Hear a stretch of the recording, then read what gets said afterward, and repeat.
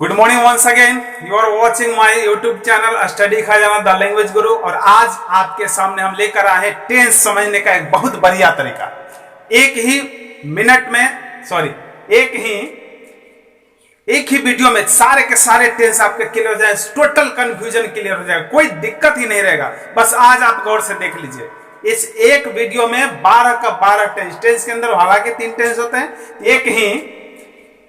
एक ही वीडियो में सारे के सारे टेंस आपके क्लियर हो जाए, टोटल कंफ्यूजन क्लियर हो जाएगा, कोई दिक्कत ही नहीं रहेगा। बस आज आप गौर से देख लीजिए।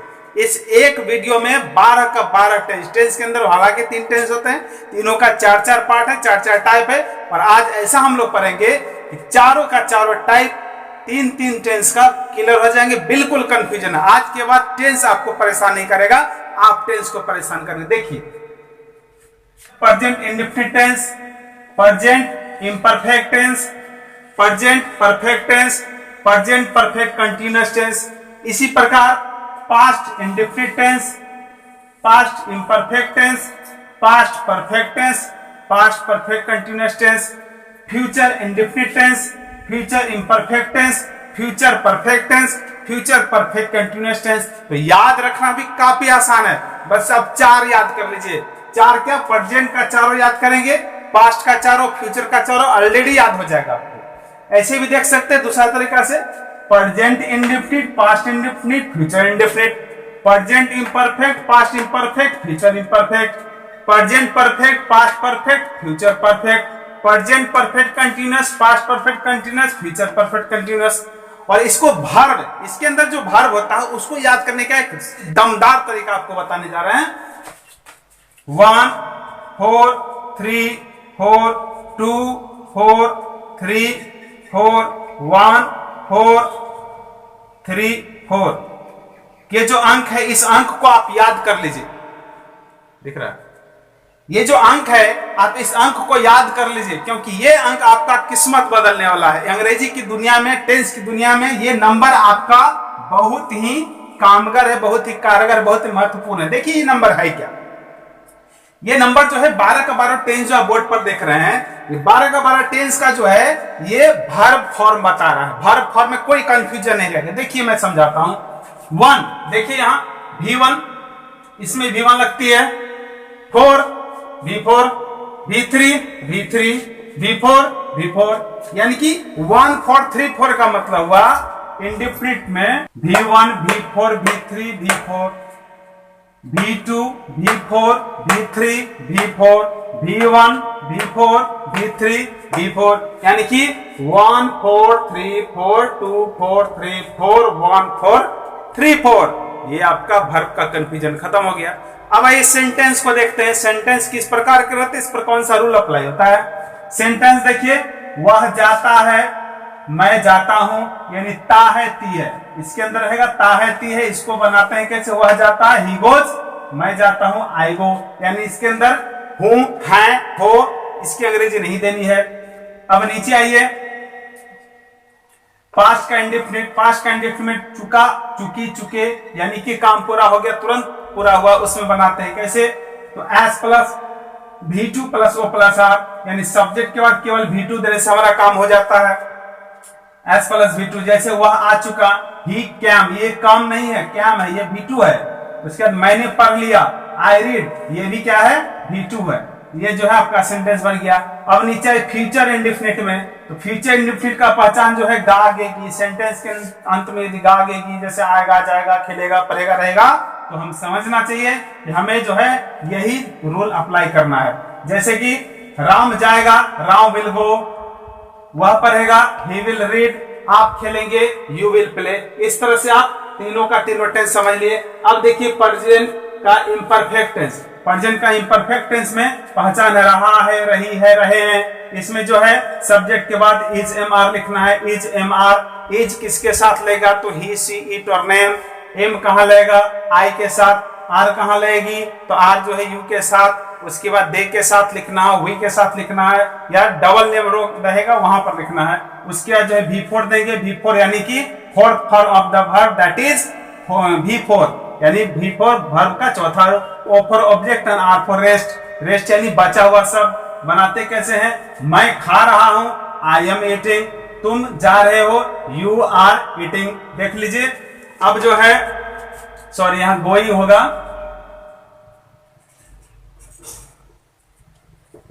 गोइंग। चलिए इसके नीचे समझते हैं पास्ट इम्परफेक्ट। ये प्रेजेंट इम्परफेक्ट था, उसके पास्ट इम्परफेक्ट क्या होता है? देखिए यहाँ था रहा है, रही है, रहे हैं, यहाँ हो जाएगा रहा था, रही थी, रहे थे, यहाँ होगा रहा होगा, रही होगी, रहे होंगे। तो ये हिंदी भी याद करना काफी आसान रहता है।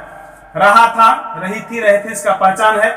इसमें देंगे क्या? सब्जेक्ट के बाद वाज और वेयर में से कोई एक चुनना है। वाज का प्रयोग सिंगुलर के लिए होता है, जबकि वेयर का प्रयोग जो है प्लुरल के लिए होता है। उसके बाद जो V4 यानी कि वर्ब का चौथा रूप देंगे। उसके बाद ओ और आर सेम हर तरह, बाकी जितने सेंटेंस सब में सेम रहते हैं। जैसे कि मैं जा रहा था, आई वॉज गोइंग, तुम खेल रहे थे, यू वेयर प्लेइंग, हो गया। फ्यूचर इम्परफेक्ट टेंस, इसमें जो रहा होगा, रही होगी, रहे होंगे। इसको बनाते कैसे हैं? सब्जेक्ट देंगे, सब्जेक्ट के बाद जो है शैल और विल में से कोई चुनना है। उसके बाद बी देंगे, बी के बाद V4 form of the verb, यानी कि V1 में आईएनजी जोड़ के लिखेंगे। उसके बाद O प्लस आर, जैसे कि वह जा रहा होगा, ही विल बी गोइंग, मैं खेल रहा होऊंगा, आई शैल बी प्लेइंग। इस तरह से ये इम्परफेक्ट भी समाप्त हुए। अब ये परफेक्ट की तरफ, ये जो है प्रेजेंट परफेक्ट है, इसकी पहचान है चुका है, चुकी है, चुके हैं। इसमें जो है सब्जेक्ट के बाद हैव और हैज देना है। हैव और हैज जो है हेल्पिंग वर्ब होता है इस टेंस के लिए। और हैव का प्रयोग कहां करेंगे? हैज का कहां करेंगे? ही, सी, इट और नेम यानी थर्ड पर्सन सिंगुलर नंबर जो होता है उसके साथ हैज का प्रयोग करते हैं। बाकी जितने सब्जेक्ट्स हैं सबके साथ जो है हैव का प्रयोग करेंगे। जैसे कि मैं जा चुका हूं, आई हैव गॉन, तुम पढ़ चुके हो, यू हैव रेड। ठीक है, अब आइए पास्ट परफेक्ट की तरफ। पास्ट परफेक्ट टेंस में रहता है चुका था, चुकी थी, चुके थे। जैसे कि इसके अंदर सब्जेक्ट लिखेंगे, उसके बाद हैड देंगे। यहाँ देख लिए हैव और हैज है प्रेजेंट में, जबकि पास्ट में केवल हैड होता है सभी सब्जेक्ट्स के साथ, चाहे वो थर्ड पर्सन हो, सेकंड पर्सन या फर्स्ट पर्सन हो।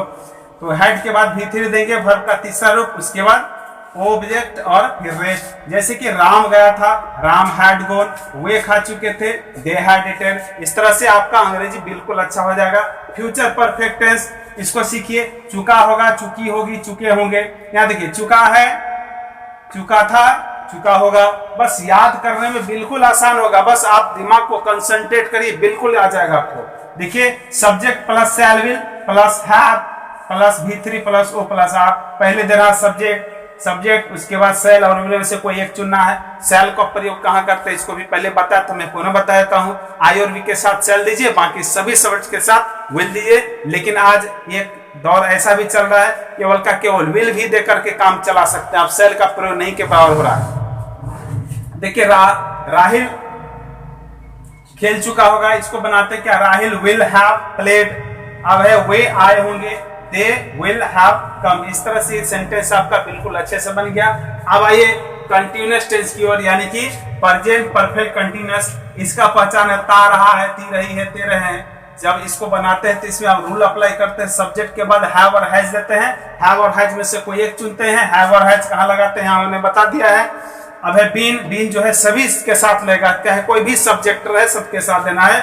उसके बाद V4 प्लस 4 और 6 प्लस T, ये T लिखा मैंने, T का मतलब होता है timing word, adverb of time. अब देखिए 4 और सिंस कहां प्रयोग करते हैं, 4 कहां और सिंस कहां। तो 4 का प्रयोग जो होता है वो पीरियड ऑफ टाइम के लिए होता है, जबकि सिंस का प्रयोग जो होता है पॉइंट ऑफ टाइम के लिए होता है। अब point of time, period of time के बारे में जानिए।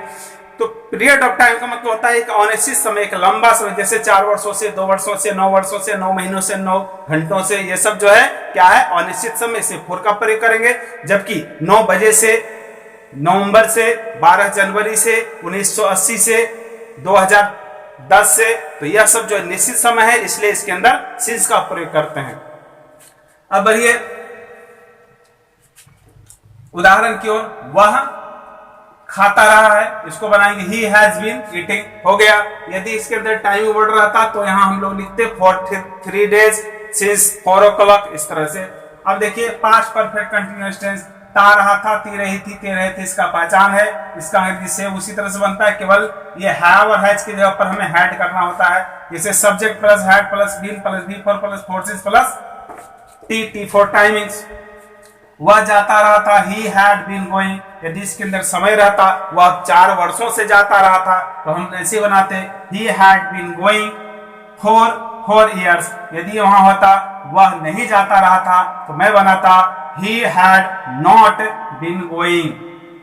अब आइए फ्यूचर में, फ्यूचर परफेक्ट कंटिन्यूअस टेंस, इसका पहचान ता रहा होगा, ती रही होगी, ते रहे होंगे। इसको बनाने के लिए जो रूल है वह क्या है, सब्जेक्ट के बाद शैल विल में से कोई एक, उसके बाद जो है बीन हैव बीन देते हैं, फिर बी फोर देते हैं, उसके बाद फॉरवर्ड से इसमें से कोई एक चूज करके जिस प्रकार ऊपर किए उसी प्रकार नीचे, वह जाते रहे होंगे, he will have been going. तो इस तरह से आप देखें कि ये 12 का 12 टेंस आप एक मात्र वीडियो को अच्छे से देखने से समझ सकते हैं। बस आपको अपने दिमाग को कंसंट्रेट करके, एकाग्र करके इस वीडियो को पूरा देखना है। यदि इस वीडियो का आपने पूरा देखा है तो मेरा विश्वास है कि आपका टेंस जो है बिल्कुल मजबूत हो जाएगा। रही बात इसमें बड़े सेंटेंसेस की, तो इससे पिछले वीडियो में मैंने काफी सारे, यानी जितने भी टेंस है सभी टेंस के बारे में एक एक अलग अलग वीडियो बनाया हुआ है। उसे बड़े से बड़ा सेंटेंस को कैसे सॉल्व करते हैं, निगेटिव सेंटेंस कैसे बनाते हैं, पॉजिटिव सेंटेंस कैसे बनाते हैं और इंट्रोगेटिव सेंटेंस कैसे बनाते हैं, हर प्रकार के सेंटेंस का उसमें सॉल्यूशन दिया हुआ है। आपका कोई भी क्वेश्चन खाली नहीं रहेगा। यदि इसके बावजूद आपके अंदर कोई मतलब मन में कोई ऐसा विचार आ रहा है कि ये सेंटेंस शायद नहीं बनेगा मुझसे, तो आप हमारे कमेंट बॉक्स में अपना यह क्वेश्चन डालें और निश्चित रूप से मैं उसका आंसर उसी समय दूंगा जिस समय आप कमेंट बॉक्स में क्वेश्चन डालेंगे। तो आज का वीडियो कैसा लगा इसके लिए आप हमें कमेंट बॉक्स में जरूर बताएंगे। आज का वीडियो देखने के लिए धन्यवाद।